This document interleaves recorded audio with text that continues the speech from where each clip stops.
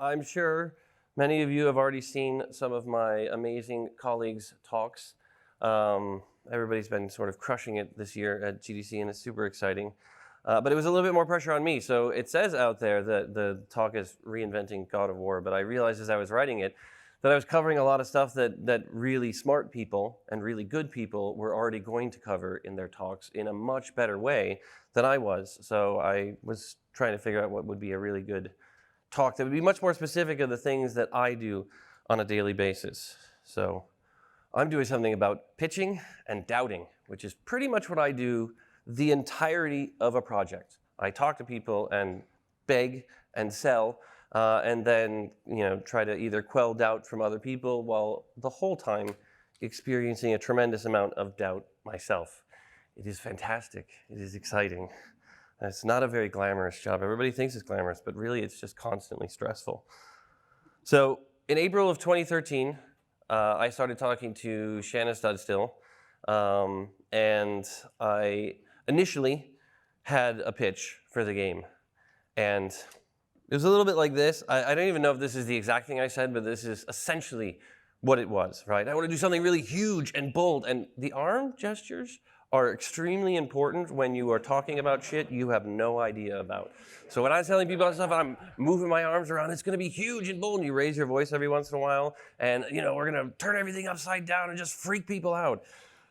There was nothing of substance to that initial pitch, but she was still interested in actually continuing to work together because she figured eventually you're gonna figure it out and you're gonna get it. So I came back to the studio in June of 2013.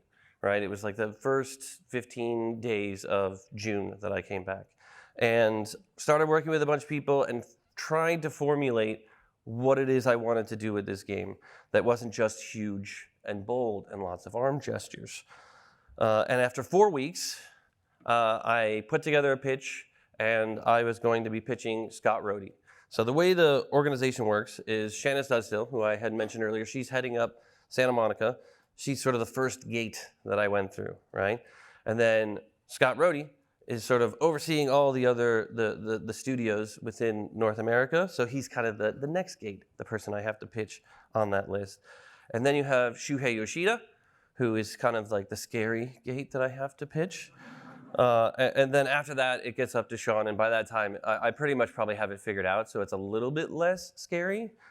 But something I realized when I was putting this presentation together is that everybody above me has a fucking S in their name. They all work for Sony. Their names begin with S, and I realized, progress upwards in this company is all related to whether or not you have an S in your name. So today, I'm going to change my name.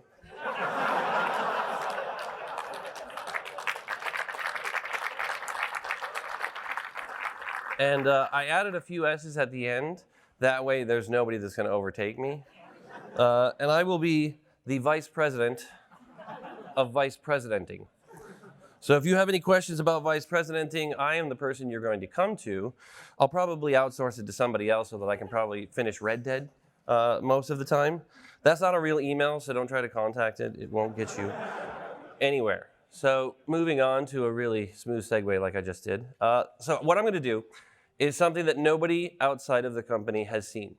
It is the very first pitch that I did for Scott Rohde that kind of kicked this entire thing off. And I ended up doing variations of this pitch throughout the duration of the game. So I'm going to break a little bit in the middle and then switch to one that was from a little bit later. And then I'm going to talk a little bit more specifically about doubt, about the doubt that I was feeling throughout all of this and kind of encapsulate it in a very long-winded story that I'm going to tell. So this is going to have director's commentary. So I'm not really going to do the pitch officially, mostly because it was like 5 years ago and I'm old and I really can't remember every single thing, but I can kind of poke fun at all the stupidity that I had at that moment. And you can all see how something like this game started out really bad, really bad. So starting off right away, we're using the old logo because it was 4 weeks. And I even put that at the bottom of the presentation. That was to prepare, Scott, that I'd only had 4 weeks to work on this. So please lower your expectations. So it's August 14th, 2013, and this next image was not actually in the original presentation. I would just do a verbal description of this, but I added it in. So there's a couple images I had to switch out to make this thing work. But what I would talk about was the idea that all the mythologies of the world are kind of like this Hubble telescope image. They are like galaxies individually spread out throughout a complete universe. And the world is the universe. And all the mythologies are sort of origin stories of various cultures throughout the world, beginning at the beginning of time and stretching all the way out. So at any given time, all the mythologies exist together concurrently, and they are simply separated by geography. So it's important because some people had the conception that, hey, Kratos at the end of God of War 3 destroyed the world. Well, he destroyed what they believed the world was in Greece, which was their world. Everybody believed their world was the only world. In fact, we still believe that today. So initially, we were talking about this concept. I didn't have a really good word for it. So I was calling it a reboot, but I knew that I didn't want to continue to call it a reboot because keep calling it a reboot, a lot of people would have these misconceptions and all this baggage that comes along with what a reboot is. So I wanted to explain what a reboot was by using one of my favorite things in the entire world, Star Trek. Right? So the Star Trek fans are here, that's fantastic. So I would talk about this concept of Star Trek Nemesis, right? Had that classic sort of familiar, high-end TV focused appeal. It didn't really broaden the audience. It was sort of appealing to people who were already Star Trek fans. And then the new reboot, the J.J. Abrams one in 2009, kind of brought in that sort of new feel, the cutting edge. And honestly, the thing that was most important, the thing I put in orange, was this idea that theirs was an origin story.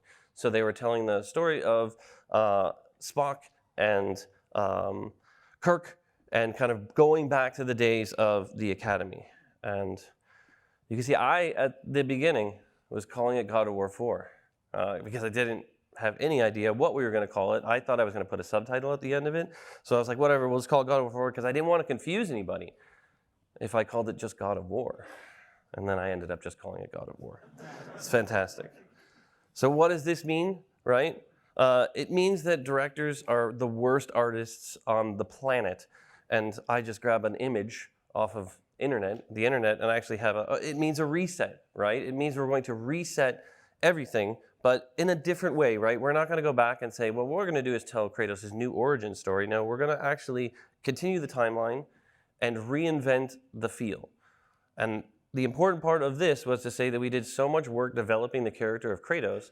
Why would we throw all that out and start on a new character? Because you just have to build all that backstory again. So we're sort of treating the first 7 games like the chapter 1 of this character's life.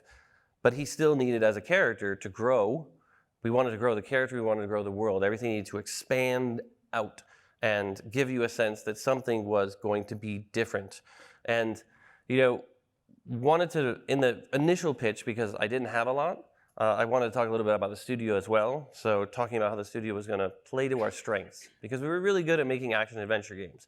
We wanted to make sure that we stayed on that track of making action-adventure games, but we wanted to broaden our skills, right? Open things up and feel like we were progressing forward. Because for a long time, we kind of got stuck in this rut of doing, hey, we did the last game, let's pile some more stuff on top of that. So we wouldn't really go in and just kind of rip things up.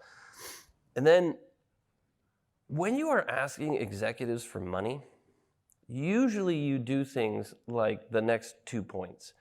And I'm a little embarrassed about them, but I'm going to show them anyway. You say things like, own the action-adventure genre. Yeah.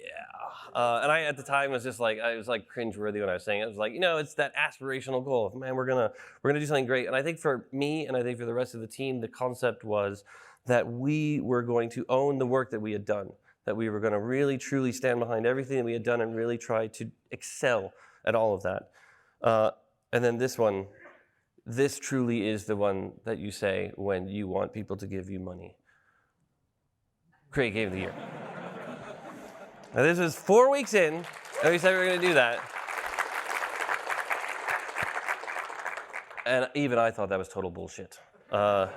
But I was like, all right, this is, we're going to do this. And it was that level of enthusiasm, even though inside I'm going like, yeah, right.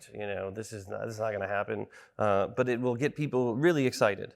So moving on to the narrative, continuing the timeline, growing the character, continue to sort of hammer that same point home that we're not restarting anything. It is the same Kratos that you know, except we're going to figure out how we're going to change it. And while I was sort of on my travels after having left right before 3 fully started, something I had learned from a bunch of different directors was this adage of simple story, complex characters. And full disclosure, I did not listen to this first rule. So the first year, there are several points in here that I ignored that I was telling other people, we need to do this, and then I totally screwed up. So I ended up having to reboot the reboot of the script. So we wrote a script for a year, and it was the wrong script, right? I was sort of realizing that, okay, I wasn't paying attention. I wasn't making this about the main characters, and the story sort of meandered a little bit. And Kratos, seeking a fresh start. So this picture right here is sort of what people thought of Kratos before we sort of released the demo in 2016, right? It was like angry Kratos, the guy who killed somebody at the beginning of a cinematic and just kind of stood there until the cinematic ended. He was just an angry, violent, scary guy. And not only did he need a fresh start, but I think the player needed a fresh start as well. They needed a new perspective on this character. And in a way, I'm getting older. The studio has been around for a lot longer, so I was looking around at all the people that I've been developing games with for like 10 years, and we were all old. And the interesting thing was this concept of breaking the cycle, right? And it was so multi-layered because it was breaking the cycle for us as a studio, kind of getting caught in that rut of saying, well, we did the last game, let's just keep putting things on top of it instead of really digging in and saying, we're just going to rip this thing up and figure something new out.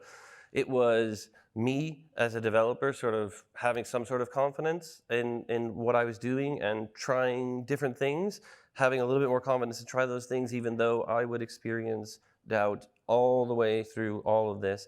But it's also Kratos kind of breaking this cycle that he had since the beginning of the gods sort of screwing with his life, him being an absolutely crap father, him sort of blaming the rest of the world, right? That was one of the big aspects of Kratos' character was, it's everybody else's fault. This isn't my fault, it's other people's fault. That's why I'm such a jerk. And the key to breaking that cycle was going to be this father-son story.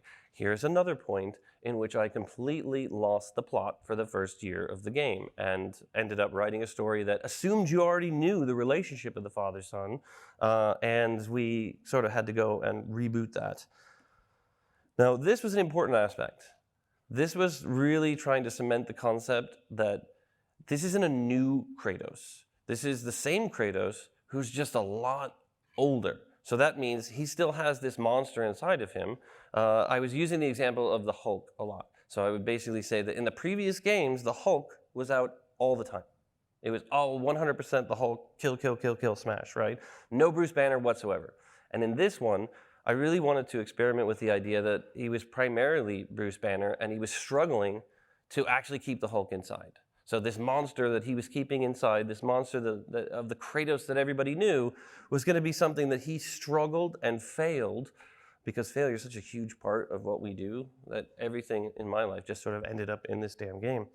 And he would struggle throughout all of this. And something I was really excited about was this concept of teaching in the narrative, experiencing the narrative in the play, so that you were kind of training your son, you were teaching him about your life, right? You were teaching him how to be a god, and he was kind of, in turn, teaching Kratos how to be a human being, something he had forgotten so long ago.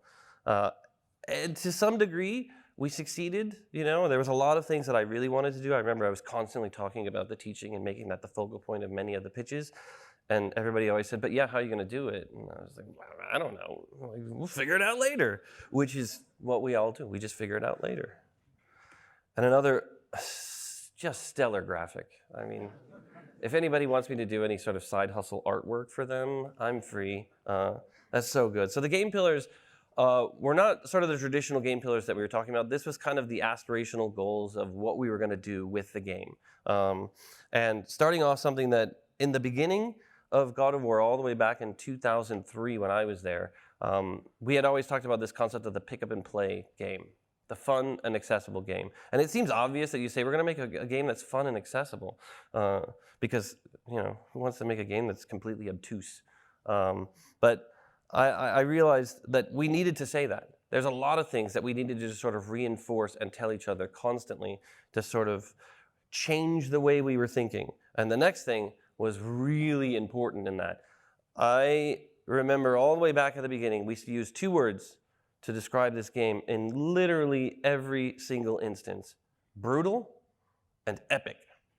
And I was like, we can never say those damn words ever again, because what we would do is using those words would help us sort of fall back on our old habits, our old ways. So I made an attempt to try to figure out, how do you replace brutal?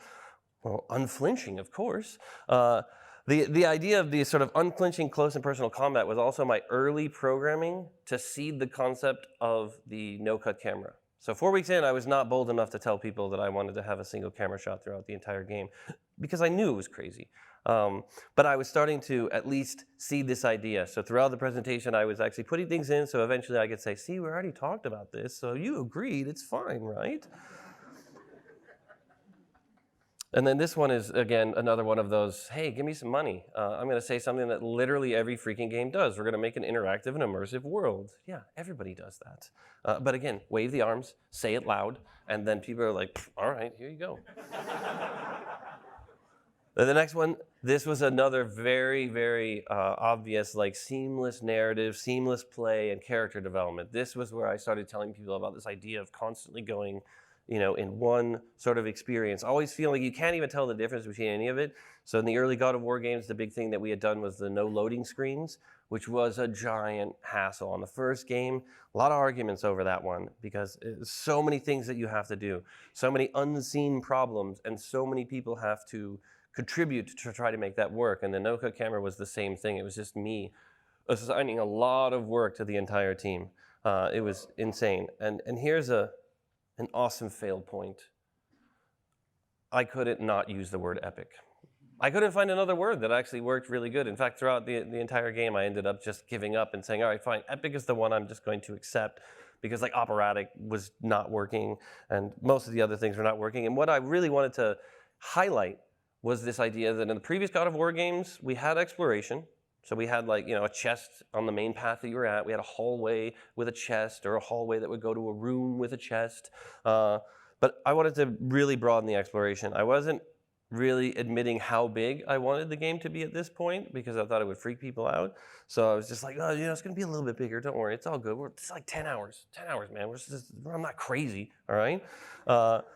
And something that Eric Williams and I had talked about in this early time was this concept of simple and honest, right?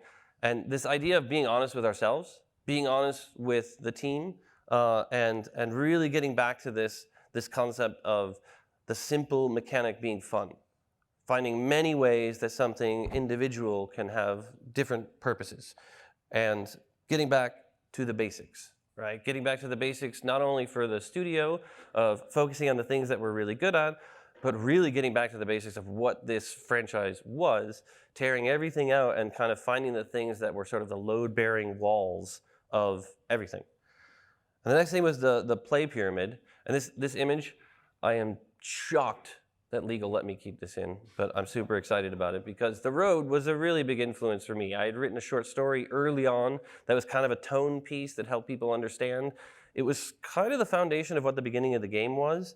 And it was written in the way that was just saying the father and the son. So even in the entire short story, I never mentioned the name Kratos. And I didn't mention Atreus because I hadn't figured out the name until like the end of 2016 or something like that, because I'm super lazy when it comes to coming up with names. I'm terrible at that. But the play pyramid is this concept of saying, what is making up your moment-to-moment gameplay, right? And in a way, it's basically saying that anytime you're playing the game, if you're not doing one of these sort of 3 core things, then you need to evaluate whether or not you should put a ton of effort into what it is you're currently doing. It's a way to evaluate, want to add something to the game. Is it contributing to these sort of core concepts? But I wanted to add another element inside of it, which was this sort of central piece, so that the game was about either narrative, combat, or exploration. And every one of those things fed into character development. So it didn't matter what we were doing, everything had to help further the arcs of the characters. Everything had to help get you into the minds of the characters, so that you would never feel like, oh, this is the time where you're telling me the story. This is the time where I hit things. And this image looks really bad. And in all defense to the artists who helped me, I asked him 10 minutes before I had to meet with Scott Rohde if he could do something. So this is better in 10 minutes than I did in probably 4 weeks. But I'm going to skip ahead now to the 2014 God of War pitch for Shuhei Yoshida. Okay, so this one was a little bit more refined. I had already made the mistake of writing the wrong story and telling the writers that we had to throw that story out, and that did not go well. And then we started over. I kind of needed to buckle down and figure out the skeleton structure of what the entire game was so that I could then spend the next 3 years doing these 3-hour-long pitches of walking people through the story and then having them look at me at the end and go like, how many teams are going to work on this game? This thing is huge. So now we have a little bit fancier PowerPoint, right? And also you can see that instead of narrative, this is father-son. And this was a reminder to myself, the person who originally came up with these rules, to follow the damn rules that I had actually set out to do. And the father-son was to say the whole game story was supposed to be about the relationship between these two characters, not necessarily about all these plotty elements that we were really excited to explore. So all of that sort of fed into the concept of character growth. And the father-son story really is this kind of relatable human story. So much of the moments in this game are just ripped from the lives of people on the team, the writers, myself. And this rule, the second one, is really something that I picked up while I was working with George Miller, and he knew and had sort of been reinforced by so many other people. But I didn't really get it the first time he told me. He's like, you always got to dramatize your exposition. I was like, okay, cool. It just seems like that's what everybody does. And that is absolutely not what everybody does. It's insane. So he gave me this example, and it is a play that he went to go see. And there are these two women on stage sitting on a couch, and in between them is a phone. And they start talking, and the phone begins to ring. And it rings a couple of times before one of the women goes, oh, well, aren't you going to answer that? And she says, no, it's probably my son. I don't want to talk to him.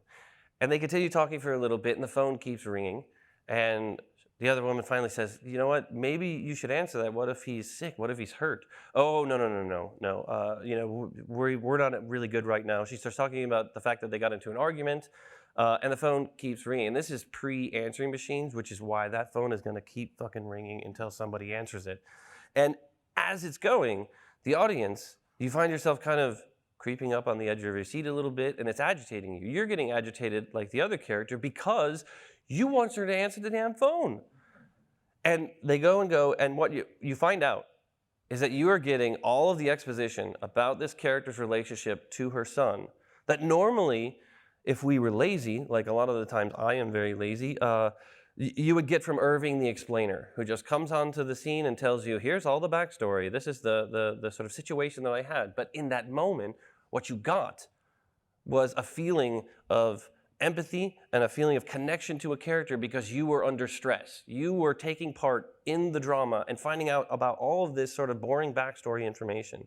And that stuck with me hugely because in what we do, we can kind of translate that to play versus watch. And there was so much in the game that we wanted to create in a play experience, right? But it's really, really expensive. You have all these sort of fail states and everything that you need to do. So we did a lot, but there was still a lot more I felt like we could have done. We just kind of continued to run out of time and said, all right, we have to pull these things out. But then compensated, and then every once in a while, some other things got interactive.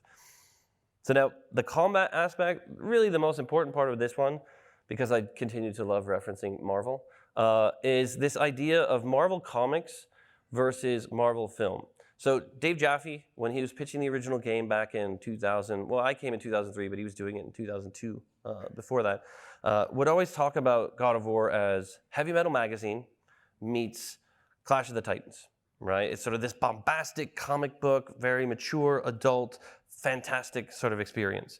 And what we were trying to do is bring it into the modern era, right? And the games that we're playing, the games that are exciting us of today, we wanted to bring this in there. And we were looking at the way that, Marvel would translate comic books into film, right? My mom would not read a Thor comic, but she'd be damn sure she's gonna go see Chris Hemsworth as Thor, right?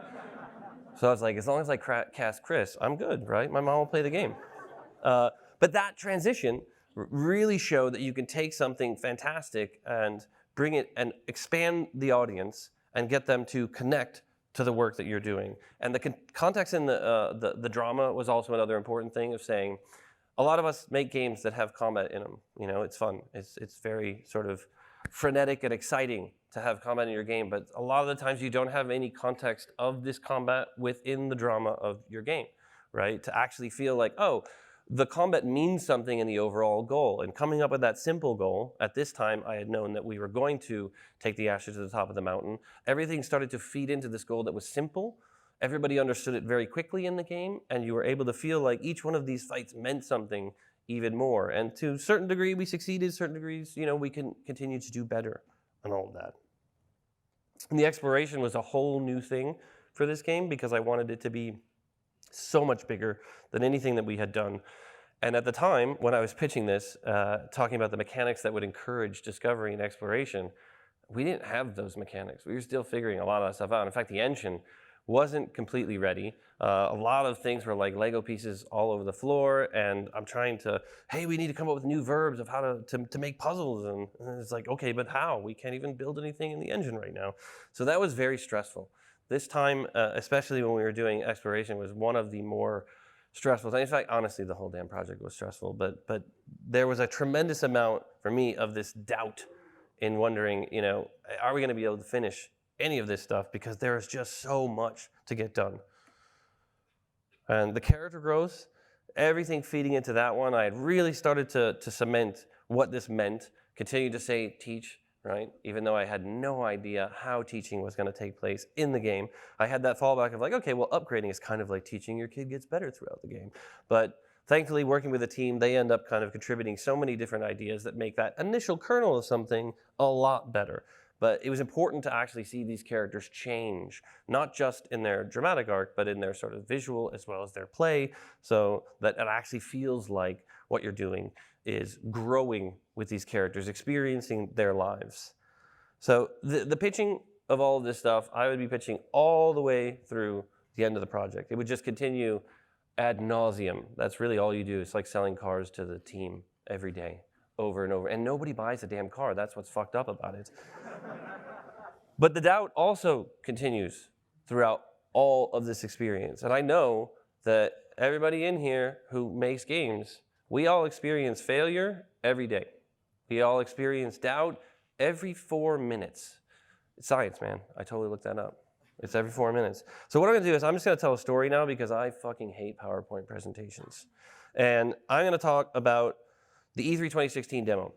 So this story encapsulates so many versions of doubt, so many areas of failure that we experienced on this project, and is kind of, for me, one of the most interesting clips of game development.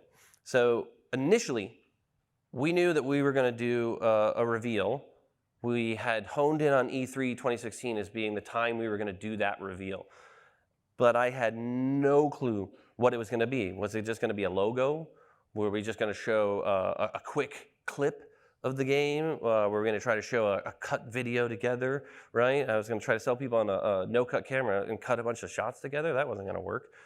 Or were we going to actually try to do a demo, which was insane, right? Like the first time you're going to reveal your game and you really don't have all the pieces together, and what are you going to do? You're going to actually play a demo live on stage? I totally chose that one because the thing was far away.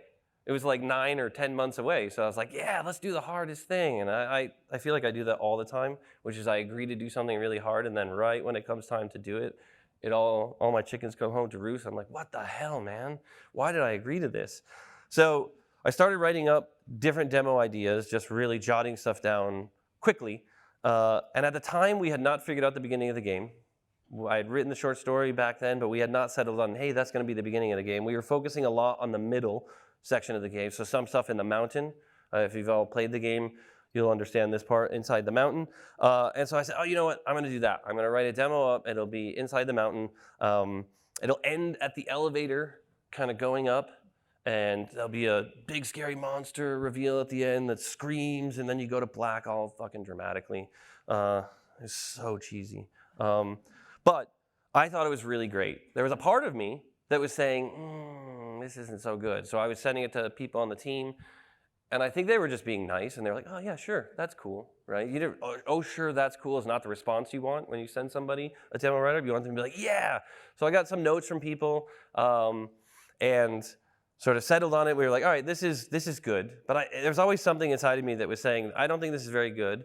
But to be honest, there is always something inside of me that is saying, this is no good and you suck. So I was like, all right, whatever, I'm going to ignore that. And we were going to have the events people, the PR people, and the marketing people all coming down to the studio, and I was going to do the pitch for them. And it's kind of the same thing as this, where you just get up and you wave your arms around a lot because you're asking for money, and you draw on the board, and it looks really great in photos, right?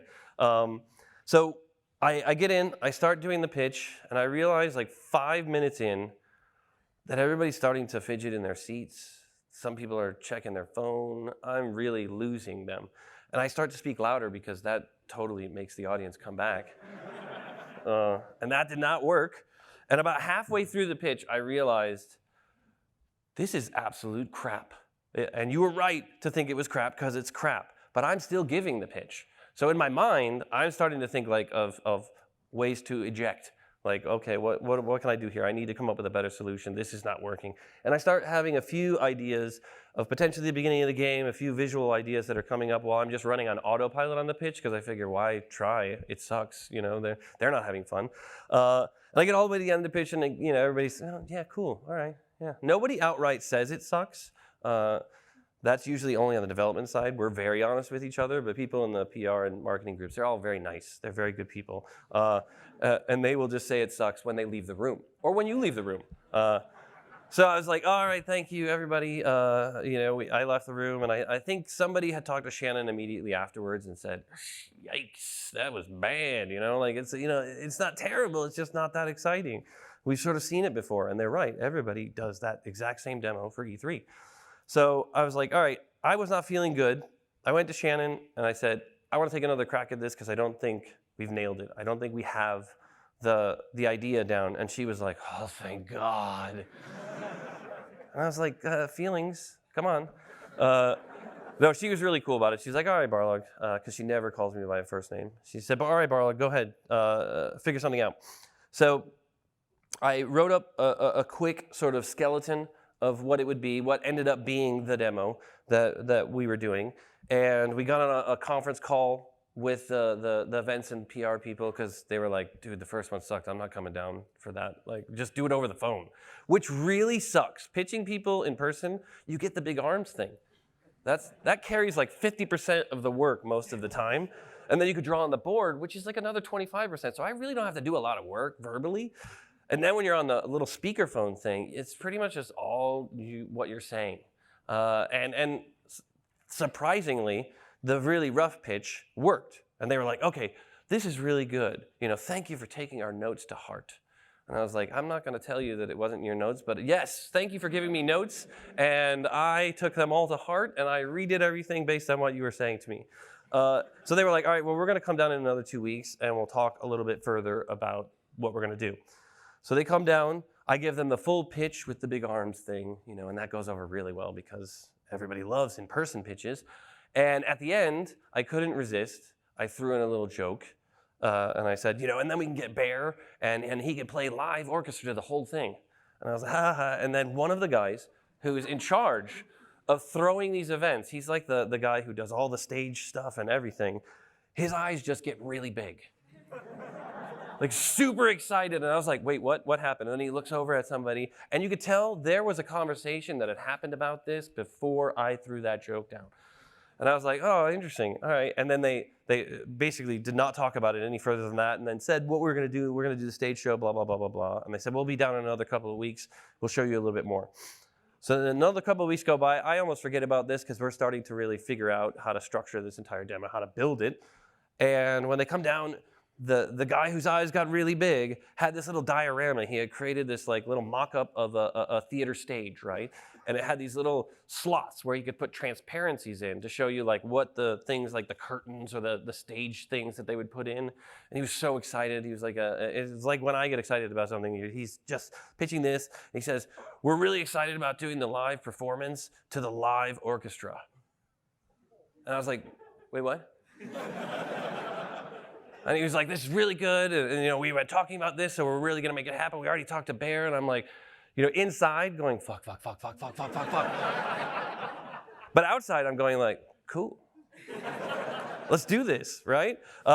So they give the whole breakdown of all this stuff. And again, it's still pretty far away. So I'm all right. I'm like, all right, fine. We'll figure this out. But at the time, we're going through really stressful times because 1, engine's still getting built. 2, the lighting was maybe 35 to 40% of what it was going to end up being in the final game. And that was actually what we were going to end up using for E3. So there was just no way we were going to get that done. Art direction, we hadn't really been able to figure out exactly what our art direction was going to be. We were arguing back and forth a lot. We had some ideas. I had some specific things. The art director at the time had some specific things. And we were just really trying to hash that out. At the same time, trying to figure out the combat, trying to figure out the enemies. We were literally every aspect of the game that you could try to figure out, we were trying to figure out. So we were trying to take an inaugural flight in a plane while we were building the plane and also drawing the blueprints of the plane as it was taking off. It was fantastic and incredibly, incredibly stressful. So as we're going closer, it starts to hit that I'm going to have to play this thing live, right? And it's going to be 9 minutes. So I start rehearsing, and I'm going to rehearse for like 2 months, right? And I think, and there's a bunch of members of the team here, so they'll probably agree with this, I hope. This is probably the greatest time for the team because I was basically playing for the team while they all shouted notes at me and then like wrote long emails of like, you need to do this, you're doing this wrong, you did this, you suck, blah, blah, blah, blah, blah, blah, blah. And it was fantastic because I had to perfectly hit all of these moves in an order while we were also trying to figure out which moves were going to be the best moves to put in order while we were also designing them and animating them and make them work. And bless them, they figured out several tricks to sort of put the bumpers in the bowling lane, the director version of it, so I couldn't screw it up too bad. So they had removed some of the potential catastrophic failures that an idiot like me could do if I hit the wrong button.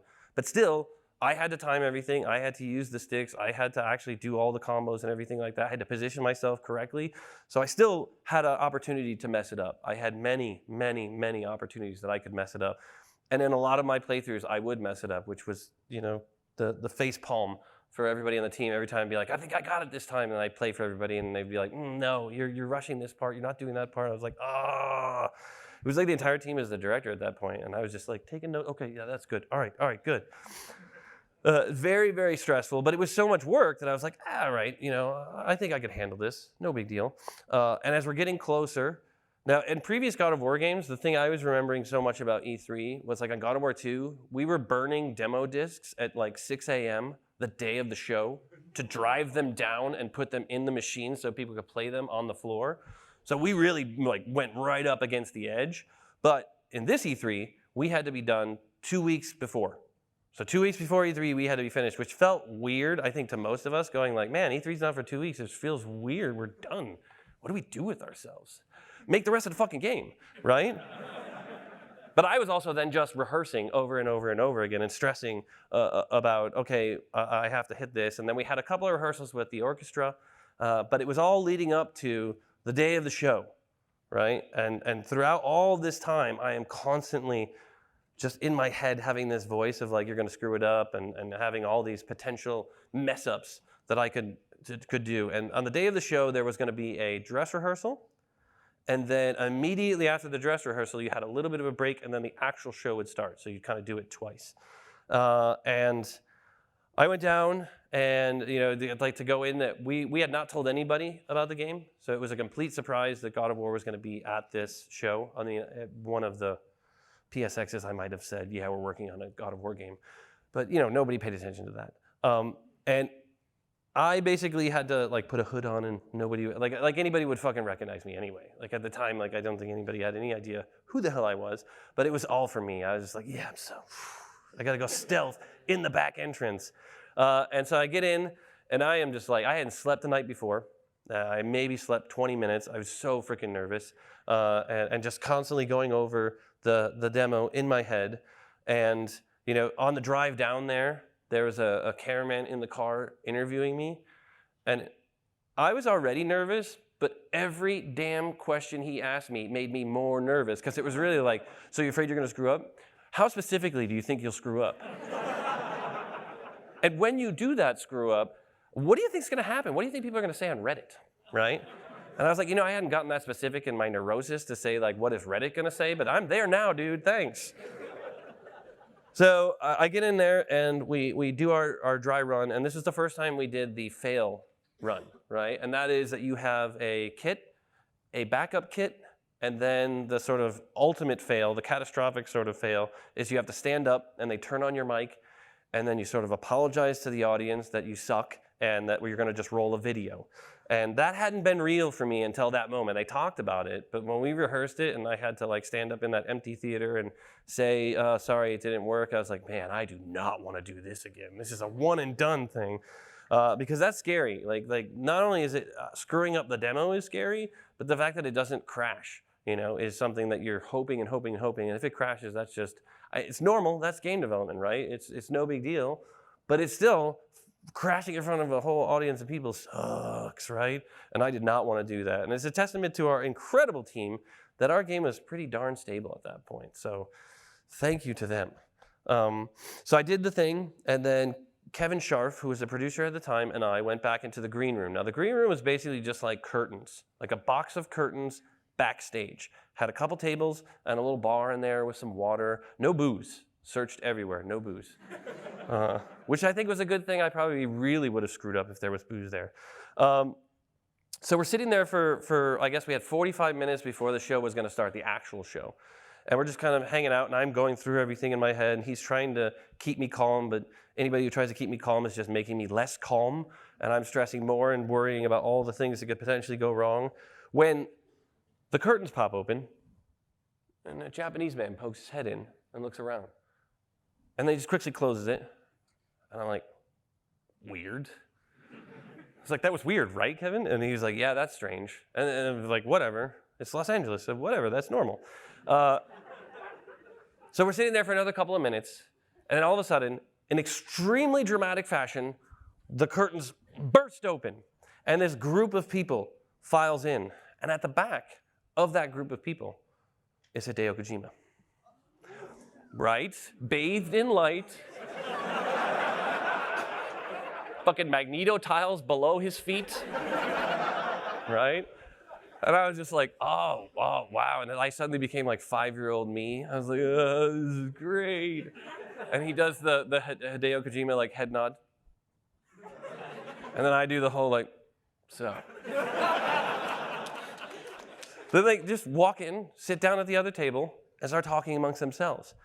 And I'm spending like the next 5 minutes trying to think of an opening line, right? Like to go over there and be like, so, you come to E3 often?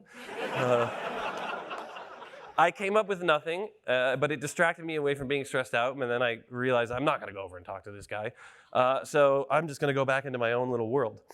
And about 5 minutes after that, one of the guys stands up, walks over to our table, and says, hello, we are going to eat Panda Express.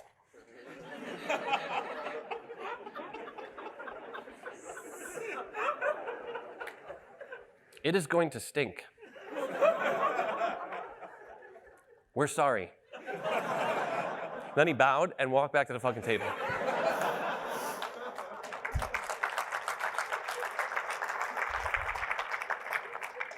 Then I really thought it was weird. And I actually at that moment contemplated whether I was having some fucked up fever dream and that I had not yet gotten up.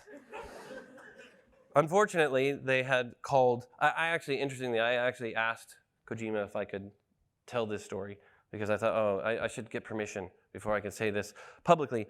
And I contacted somebody that I know that works with him and asked him about it, and he said, yeah, okay, hold on.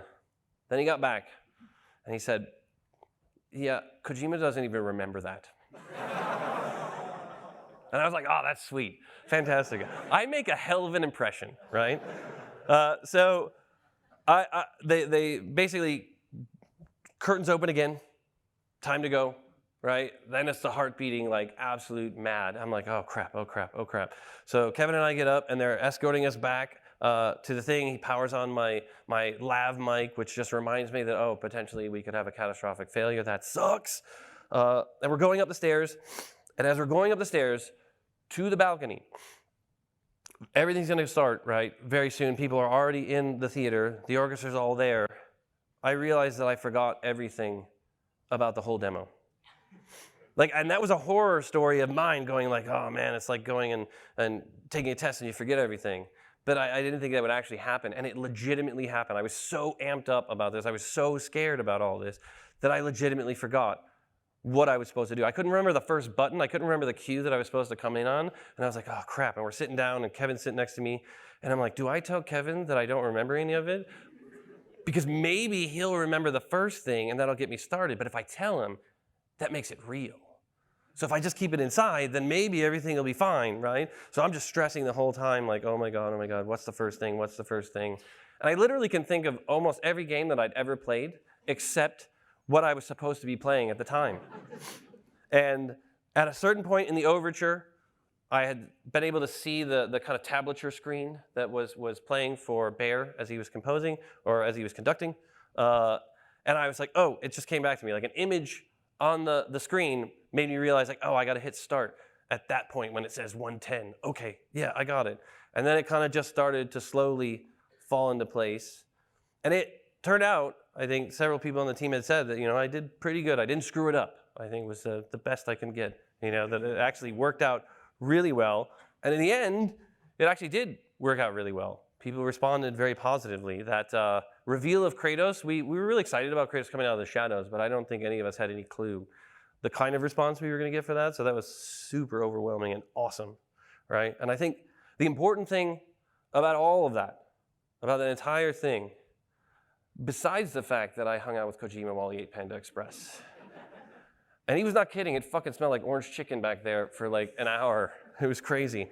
Was that throughout all of it, all of us, and me especially, I was experiencing doubt at every single step of the way, right? It was this sort of imposter syndrome times 1,000, this feeling of what I have to say isn't valid, what I'm doing isn't all that good, and pushing through that, breaking through each one of those walls kind of led to, well, sadly, another wall of doubt that would be there. But that was sort of the process. That was the process of pushing through all of that and ensuring that we could get to that end result. And there was times even right before, in that 2-week span before E3, where we're kind of refining last bits of things in the play experience, where there was even members of the team, very good people, not malicious whatsoever. They weren't being mean about it, but they were nervous. They were telling me, oh my God, I think you're going to screw up the franchise. Like, this is a terrible way to present it. One person told me, why don't we have a boss fight at the end? We should have a big boss fight. I think another person even suggested we should have Baldur on a dragon kind of come up when they're at the deer and be like, I've been looking for you. All these crazy like last minute suggestions that I was like, oh my God, no. And I was basically just saying, don't worry, everything will be fine. Even though inside I'm going, oh fuck, oh fuck, oh fuck, oh fuck, oh fuck, oh fuck. And it's something to remember, I think, for all of us in what we do. At any time, the next time probably, which is 5 minutes from now, you're going to be hearing that voice in your head, or the voices directly around you, the people that you work with that say that you're wrong, you have nothing good to say, you're going in the wrong direction, why are we doing this? You suck, you're a jerk. Well, the last two are just me talking to myself. Remember that those voices are wrong. And sometimes they're right. Because if you remember all the way back at the beginning, I was actually right to doubt that crappy demo because it was crap, right? And that's the messed up part about doubt in general, is that it's right as much as it's wrong. And it is up to all of us, individually, for each individual situation, to be honest with ourselves, to trust ourselves, to trust the people around us, because they're the ones who really do all the great stuff anyway. I just sort of bask in the limelight of their awesomeness. And really endeavor to push through every one of those fucking doubt walls, because on the other side is always something better than where you were at from the beginning. So there you go. That is my little chat at GDC. Thank you, everybody.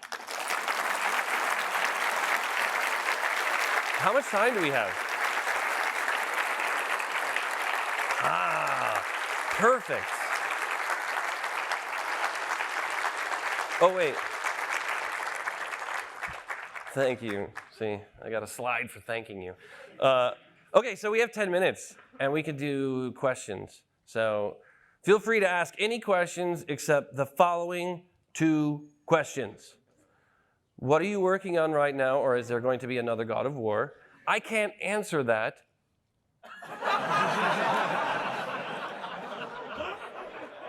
2, don't ask who blew the fucking horn. Because we're not going to tell you. That's like the polar bear and Lost, man. I'm not going to say anything about that. All right, great. Fire away, my friend. Hi. So Hi. You talked about a situation with the E3 demo, which was great, where you listened to some intuition that you had to change it preemptively. I was wondering if you could also give an example of a time when other people's feedback, other people's notes were actually really informative in you changing your mind in the process. Oh, that's a lot of examples. My mind was changed many times. Okay, there's a really good point in the game where the son becomes a jerk, right? And we had a whole slew of gameplay that we needed to build around that. So there was about an hour of gameplay where he was a jerk. And we had to cut it. So there was a point where production-wise, time-wise, no more big arms were going to give me more money, that I had to get rid of it. But that meant that a huge chunk of the story was getting cut out, and we needed to figure out how to put it back in place.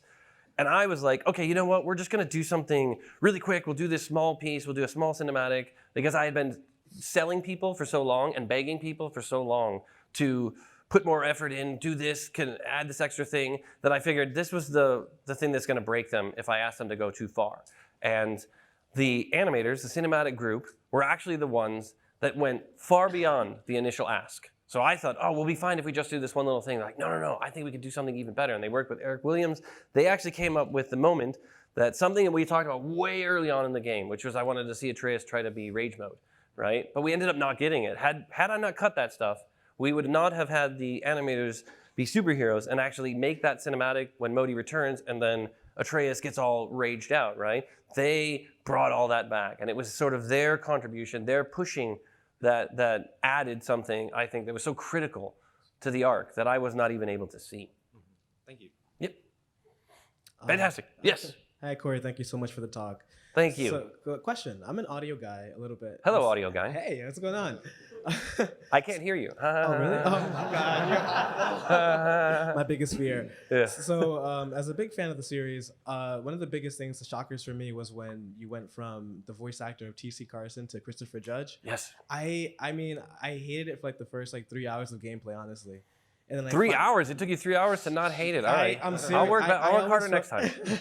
I feel like T.C. Carson was Kratos. He is amazing. Yeah. So how did you but then I ended up really loving Christopher Judge. I'm like, wow, he made the new Kratos. What made you decide to make the switch? It was a complex series of decisions. So in the early portion of the game, we had used TC in Ascension, a game that I did not work on, but I had heard some of the stories of how it worked. And TC was actually in the suit, right? So that they were shooting a lot of these scenes on there. TC is a smaller guy, that he is a classically trained dancer, and when he moves, it is almost impossible for him to not move fucking gracefully. He just floats. He's magical, right? And it created a lot of work for the animators afterwards to have to kind of reanimate to make him feel like Kratos, this big, imposing guy, right? TC was absolutely sort of a product of the PS2 era where you could do all the animation and then you could record the voice afterwards. But to get the scenes that I wanted, I knew I had to have all the actors on stage because we were doing that one single camera shot. We experimented a little bit early on where we got a stand-in person that was large, and they would be Kratos, they would perform on the stage, and then we would go after the fact and record TC. So we started to run the numbers on that one, we started to run the time, and apparently 2036 was when we'd finished the game, if we did it in this method. Wow. It was insane how much work it would end up being, so it was very, for me, a difficult decision because he's such an intrinsic part of the franchise, but I knew like, okay, if we're gonna do this, we're just gonna have to do this. I'm gonna have to commit to recasting, and it turned out to be one of the hardest things, right? Two people that were hard to cast, Baldur and Kratos. Both of those characters took almost, 3.5 years. Wow. I found the kid like in the first set of auditions. It was ridiculous. Wow. So I thought everything would be that easy. It was not. Thank you so much. Yes. Appreciate it. Thank you. Yes, sir. Excellent talk, excellent game. Thank you, Congratulations on all the awards. You are awesome, and I think we all here agree. No, my head is just getting huge now. Thank you. Thank you. You mentioned that you originally pitched the game in June 2013, right? Which a game that some of us may know came out around that time, The Last of Us. I haven't heard of that. What's it about? Yeah, it's very cool, very cool. There are some, obviously there's like a lot of similarities between the two, even though both games stand on their own and they're very unique. Were you worried at any point that people would draw the comparison and whether there could be negatives to that or not? I think a little bit. There was a little part of me that said, when I played that game, it was this sort of awakening moment, I think, for this industry. Now, prior to this game, a lot of great games have been doing very dark and very intense subject matter. So it's not as if they were the first ones to do it. And I don't think they claim it either. But they were the first ones to have a broad audience for this, to show everybody else in the industry that people wanted this kind of content, that people actually were interested in something that challenged them emotionally. And I thought, okay, this is the opportunity. This is the opportunity now that people are actually clamoring for content like this. I did fear a little bit that people were going to make the comparisons, and boy, howdy, was I right. The first year after the announce was basically just like The Last of Us of War and every other variation on that one, right? Although I really did like all the GIFs that were created after we released, sort of making fun of all of that. But I think as we were developing, we all realized that we were going in a very different direction. The two games are so very different. But the fact that we were in close, we were personal, and we were trying to tell this story about two characters struggling to have a relationship, you're never going to be able to escape that, right? That is the same way that, many movies that have very high-level concepts that are similar are always going to have the same comparisons, but I think each thing sort of always stands on its own. All right, thank you. Thank you. Yes, sir. There are people in both. Hello. Oh my gosh, sorry. Hello. What's your favorite thing that you had to cuss or that got cuss? What, my favorite thing to what? What's your favorite feature or thing that you had to cuss in order to? Oh, my favorite thing that I had to cut. Does everybody remember the eagle in the background of Helheim? Yeah, that one. That one was in all the way from the beginning. When I had to write the story, the skeleton of the story, I just added some eagle into the story because I couldn't figure out how to end it, and I had to pitch the whole story to the team, so I just threw something in there. And I wanted to figure out a way to how to keep this eagle in, and the art director actually had fallen in love with the eagle as well, so he was pushing to put it in and animate it, even when we had to cut it as a boss. So we had to cut it as a boss. We ran out, there's so many bosses that we were planning that we just had to cut because it takes so many people, so much money, so much time to do one of these bosses because we are crazy people, perfectionists, and we want to make them awesome and big. And there was actually a moment where the eagle sort of randomly appeared in one of the levels, like Skunkworks style. So I was like, oh man, it's making a comeback. And I think one of the producers had referred to it as, oh man, that eagle is like a giant fuck you to production, right? And I love everybody in production, but I also really love that phrase. That was hilarious. Thank you. Wait, over here. No more? Let's do one more, because I totally messed these guys up. I skipped them, so there you go. Hi. I was wondering about the E3 demo. You were talking about how they tried to add bumpers to make sure you try to mitigate the chances of failure. What were some of those bumpers that were added? They had situations where I wouldn't be able to do certain wrong moves in certain areas, so that if I enter a zone or an area, they would make sure that the combo would click the way that I needed to click it, but I still had to position properly and time each one of those, but I couldn't accidentally suddenly pull out a special move or anything like that. They had put some sort of invisible collision bumpers that kind of helped me cutting corners or times when I had to walk and rotate the camera. So there was a lot of times where I was walking around and I'd have to do these like really smooth camera sweeps to kind of give people the feeling of, so majestic. So we found all these ways to kind of make it just a little bit easier without automating anything, because we still wanted that feeling of, oh yeah, it's actually me on the sticks doing this. All right. I think that's it. Thank you. Everyone's saying, the red shirts are saying we're done.